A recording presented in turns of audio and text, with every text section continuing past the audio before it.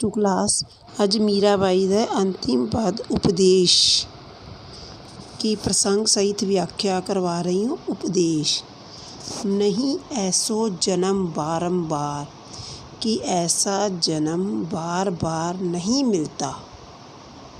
अर्थात मीराबाई श्री कृष्ण के प्रेम के कारण कहती है कि ऐसा जन्म बार बार नहीं मिलता।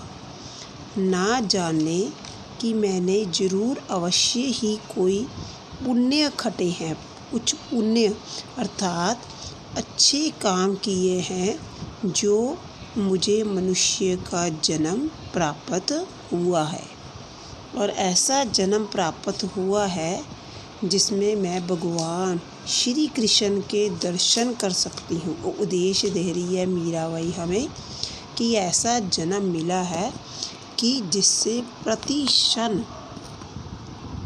कि मनुष्य का जन्म मिला है कि मैंने कुछ पुण्य किए हैं।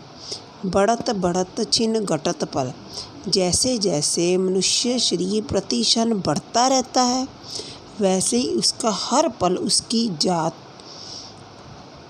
उसकी आयु बढ़ती रहती है, और उसे मरते समय देर नहीं लगती, जात न लागे बार। अर्थात मनुष्य का जन्म जैसे ही मिलता है उसकी आयु बढ़ती जाती है, और उसकी बढ़ने से मृत्यु भी निकट आती जाती है। जैसे वृक्ष से डा जात न लागे डा बार, कि एक बार वृक्ष के ज्यों पात टूटे, जैसे वृक्ष के पत्ते टूट जाते हैं, उसी प्रकार बहुरी न लागे डार, और वह दोबारा डाली पर नहीं लगते। उसी प्रकार मनुष्य का जन्म भी हमें एक बार मिला है, और वह बार बार नहीं मिलता। यह जो मनुष्य इस संसार में आया है तो हमें अच्छे कर्म, उपदेश दे रही है ना मीराबाई, हमें अच्छे कर्म ही करने चाहिए। भव सागर अति जोर, जैसे भव के सागर रूपी संसार जैसा ये इतना प्रबल है, अनंत उड़ीदार, कि इसकी असंख्य ऊंची ऊंची लहरें उड़ती हैं। राम नाम का बाद बेड़ा, यदि कोई मनुष्य अपने इस जन्म में अच्छे कर्म अर्थात राम नाम का जहाज बना लेता है, अर्थात जो भी वही इस संसार रूपी उत्तर परले पार, वही इस भव सागर रूपी संसार को पार कर सकता है। ज्ञान की दुनिया में ऐसी चीज़ जो मनुष्य को बार बार नहीं मिलती, या दुनिया ज्ञान की दुनिया चौसर मंडी, कि राम नाम का बेड़ा पार करने से उतर परले पार। ज्ञान चौसर की ज्ञान की दुनिया में ऐसी बाजी की रचना हुई है, सूरत पासा सार, कि कोई इसको जीत नहीं जाता, और ना ही इसे कोई हार जाता है।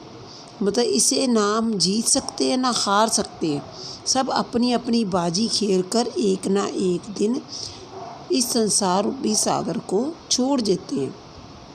यान दुनिया में रची बाजी जीत बावे हार, कि जिसने भी इस संसार रूपी में कोई बाजी रची है, ना वह जीता है ना कोई जीत जाता है, तो कोई इसकी बाजी को हार जाता है। साधु संत महंत ज्ञानी, कि जितने भी साधु संत महंत और ज्ञानी हैं, चलते करते पुकार, सभी मरते समय यही पुकार करते हैं कि यह संसार क्या नश्वर है, अर्थात नाशवान है। जीव मनुष्य भी इस संसार में नाशवान है। मीरा कहती है, दासी मीरा लाल गिरधर, कि मैं श्री कृष्ण की दासी हूँ। जीवना दिन 4, मुझे यहाँ 4 दिन ही तो जीना है, अर्थात मेरा जीवन बहुत छोटा है और इस जीवन में भी मैं अगर अच्छे काम ना कर पाई तो मेरे जीवन का क्या फ़ायदा। इसलिए मनुष्य को अपने जीवन में जो अच्छे कर्म है वही करने चाहिए, क्योंकि 4 दिन की ज़िंदगी है, पता नहीं कब ख़त्म हो जाना है। ठीक है जी। नेक्स्ट है इसकी प्रसंग। प्रस्तुत पद भक्तिकालीन कृष्ण भक्त कवित्री मीराबाई द्वारा रचित पदावली का उपदेश अंश है। प्रस्तुत पद में कवित्री मानव जीवन के दुर्लभ कि मनुष्य का जीवन दुर्लभ है, उसकी क्षण भंगुरता कि क्षण भर में ही खत्म प्रकाश डालते हुए प्रभु भक्ति की सहायता से संसार रूपी सागर को पार करने का उपदेश देती है।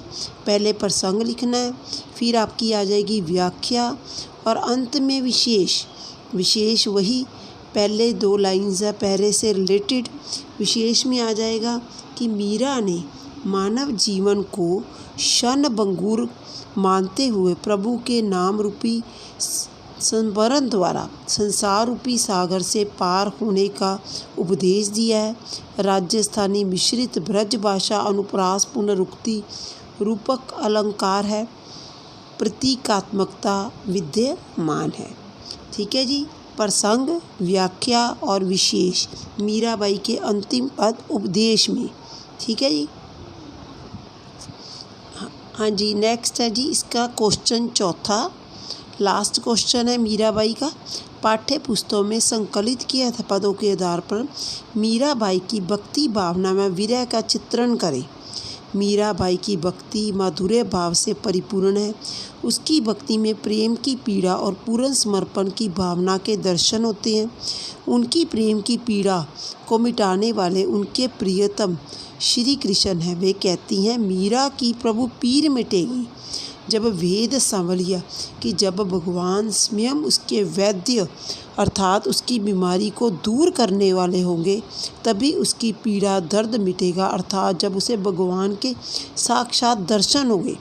अपने इष्ट को प्रसन्न करने के लिए वह लोक लाज को त्याग कर पूर्ण श्रृंगार कर पैरों में घुंघरू बांधकर नाचती है, गाती है, गलियों में फिरती है, अपने महलों को छोड़ देती है। मीरा अपने को श्री कृष्ण की गोपी उनकी पत्नी मानती है। वे उनके वियोग में दीवानी वन वन डोलती फिरती, किंतु विरह व्यथा इतनी तीव्र है, मिलन होना संभव नहीं हो पा रहा, क्योंकि मीरा विरह में स्वयं गोपी बन जाती है, उन्हीं की भांति तड़पती है। ठीक है जी। ये लास्ट क्वेश्चन है इसका, ये आपने अच्छी तरह से करना है। ठीक है जी। Thank you.